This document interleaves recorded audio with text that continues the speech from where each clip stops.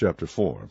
When Mordecai perceived all that was done, Mordecai rent his clothes, and put on sackcloth with ashes, and went out into the midst of the city, and cried with a loud and a bitter cry, and came even before the king's gate, for none might enter into the king's gate clothed with sackcloth. And in every province, whithersoever the king's commandment and his decree came, there was great mourning among the Jews, and fasting, and weeping, and wailing, and many lay in sackcloth and ashes. So Esther's maids and her chamberlains came and told it her.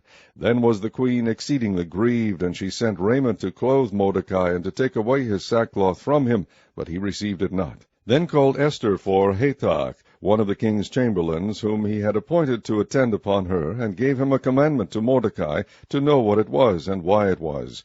So Hatach went forth to Mordecai unto the street of the city, which was before the king's gate. And Mordecai told him of all that had happened unto him, and of the sum of money that Haman had promised to pay to the king's treasures for the Jews, to destroy them. Also he gave him the copy of the writing of the decree that was given at Shushan, to destroy them, to shew it unto Esther, and to declare it unto her, and to charge her that she should go in unto the king, to make supplication unto him, and to make request before him for her people.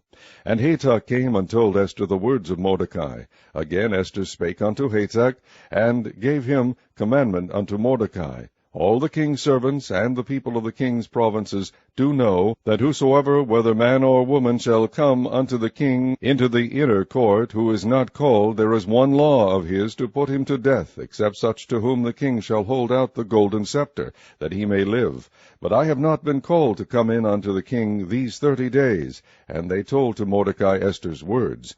Then Mordecai commanded to answer Esther, Think not with thyself that thou shalt escape in the king's house more than all the Jews. For if thou altogether holdest thy peace at this time, then shall their enlargement and deliverance arise to the Jews from another place. But thou and thy father's house shall be destroyed, and who knoweth whether thou art come to the kingdom for such a time as this?